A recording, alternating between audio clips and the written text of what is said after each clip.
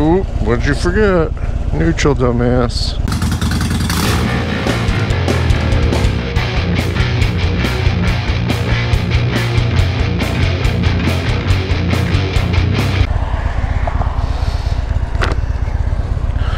Alright, what's up, everybody? Ooh, a lot of fog today, man. Keep that visor up. Foggy day. Man, it's a freaking parade out here. Alright, that's with the visor fully closed. What's up, everybody? This is MotorFrog. Just out here riding. It is December. It's pretty cold today. It's barely 40 degrees. A lot of moisture in the air, so that means lens fogs up pretty easily. And when the lens fogs up easily, it's annoying. But whatever. As soon as you start moving, the fog goes away. Hopefully you could hear my motor a little bit. See, this guy is braking. That means the guy behind him might shoot into my lane. Man, this fog does not clear up when you start moving. So that's the difference between when it's cold, like really cold with no moisture, and 40 degrees with moisture. Is you get a lot of fog on days like this. I don't know why this guy's sandbagging it. They keep looking at me, so I don't know. I thought he was trying to move over, but I think they just like staring at me. I'm just out here testing the audio and stuff. I don't expect it to sound that great, honestly, because oh man, that fog. Oh, my sinuses. Gonna be a rough day today, I tell you. So my visor's totally open right now. It probably sounds horrible. Going about 40 miles an hour versus it closed right now, going the same speed, about 42 miles an hour. But really just testing this setup because I was out for about 4.5 hours at least riding yesterday on December 16th, and video worked the whole time, but more than half of my videos had no audio, and right now I'm running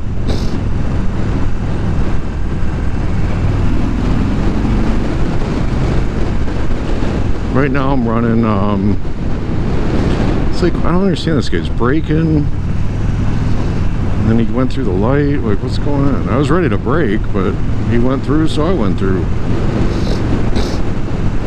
Why slam on your brakes when you don't have to, you know?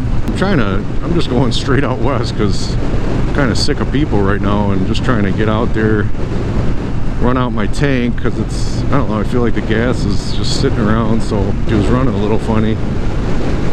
I mean, it's only been maybe a week or two with this gas in the tank, but I'm running a little higher RPM because, I don't know, maybe it's either the fuel or my battery's being a little funny. It's a new bike, and I haven't gone more than a week without running her, but I know you're supposed to have a battery tender and all that, but I keep it in a storage facility with no electricity, so I do what I can, you know. But anyhow, I just wanted to get out. It's pretty cold out, man. I always tell people, when there's moisture in the air, it just cuts through your clothing. You know, it seems like when it's below 32, like 32 and below, that it almost seems warmer, because it just doesn't cut through your clothes. Like, so there's something with that moisture that it just, I don't know if it's conducting heat different or whatever, but it's freaking annoying when you're out on a motorcycle. I've been working on my downshifts. I'm a new rider, so there's a lot to learn, you know. Of course, when there's people behind you, you never want to slow down without your brake light on, so always a good idea to put on your brake light even if you're downshifting. So I'll either use my right foot for that or something like that. Poor guy. Good for the holidays too, you know. But that's what happens when we use roads and share them with animals, is roadkill. I'm trying to get faster at shifting, but every now and then when I'm trying to be faster, I'll dump the clutch, like, well, not rev matched yet. Bad things can happen when you do that, so anyhow, right now I'm just gotta watch my fuel. Just like I said, heading out west, taking a pretty short ride. Just want to get out there, run some of this older gas out. I'm going to top her off and throw in some stable fuel stabilizer, and because that way if it dips like to the 0 degrees and colder and snows and all that crap over Christmas, then I don't have to really worry about her sitting there with the nasty fuel. I'll have to worry about the battery still, so if it's going to be that cold for that long, or a blizzard or something, then you know, I'll have to take the battery out, just remove it, put it on a battery tender at home. You do what you got to do. So ideally I'd have her in my living room, but I don't think the wife's gonna like that a whole lot. So fog, instant fog when I stop. So here's a car coming up on me. Got to drop it first just in case, because you never know about these crazy cagers. Even my eyeglasses are fogging up right now. Ooh, that wind. So the roads look a little wet, which kind of worry me. You know, in class they tell you don't, you know, be aware but don't worry about puddles and wet roads. Because you can't really, I mean, just be aware but don't dwell on it, I guess. I don't really know what message they were trying to give there, but the whole thing is you can't be too freaked out where you're gonna not pay attention or make stupid decisions, but you got to be aware so that you ride a little differently. You don't want to go crazy fast into turns if the roads are wet. So, but I get a lot of wind noise in my helmet, and I'm just watching this guy on my ass. Like, I'm going through turns at 55 and you're a little closer than I'd like them to be, so just kind of annoying. It's like, hey buddy, go away. Just a little cooler than yesterday, like 2 degrees. Yesterday I was fine most of the 4.5 hours I was out, but today it's like, it's just cutting through my gloves. So I have no idea where this road goes, by the way. I just wanted to get away from people. People are annoying. I was going to take Randall and go get some lunch, but so yeah, none of you guys heard my intro video because the sound didn't record on it. So I'll have to do that again and kind of, I don't know, summarize myself better. I'm from the Chicago area, the northwest suburbs. You know, I grew up in the west suburbs, and then moved a little further out in like northwest,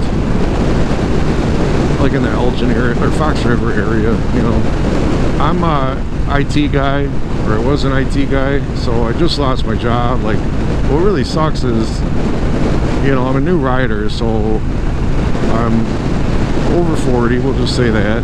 Hey, donkeys. Don't see that every day. At least I don't. There's some horses on the left. That's cool. Getting further out where there's farms and stuff out here. Not too far from my house. It's just weird because I don't think of where I live as a farm area, but then I should probably pull in the subdivision. My hands are freezing. But yeah, if I just go a little further west of where I live, it's a farm area, so pretty cool. A lot of farms. Get out of this guy's way because he seems nuts. Oh, wow, the light actually changed for me. I'm shocked.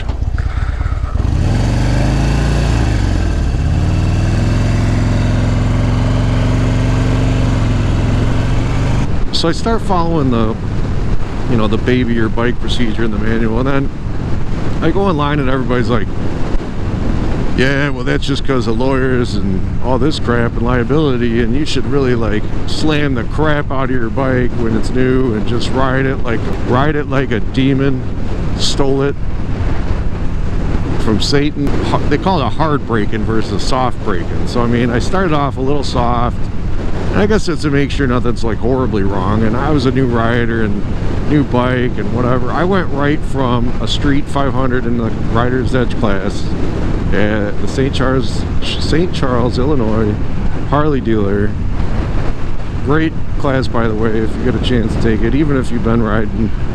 I really learned a lot. So of course I was new, but I mean, I think even experienced riders will learn something from it. So went right from that street 500 in class and went straight to This bad boy, 2017 Dyna Street Bob. I went from a 500cc motor to a something like a 1670cc motor, I think. I gotta look that up. I mix it up with the weight of the bike fueled up is 670, so sometimes I confuse and think 1670 cc's, but it's over 1600, I'm pretty sure, on this bike, and I don't think it's 1700. So gotta do that when someone gets too close behind you. It's like I love these cars, like, I'm gonna rod your ass, but like I can't go anywhere, you know. It's like there's literally nowhere for me to go, Mr. Ants in the Pants. Hey, I used to have a Cube, a Nissan Cube. Don't laugh, it was my wife's. Although I did kind of inherit it when I bought a Nissan Xterra in black. And she used to have an Xterra. She was the one who turned me on to them. So she basically stole my black Nissan Xterra because she liked it so much.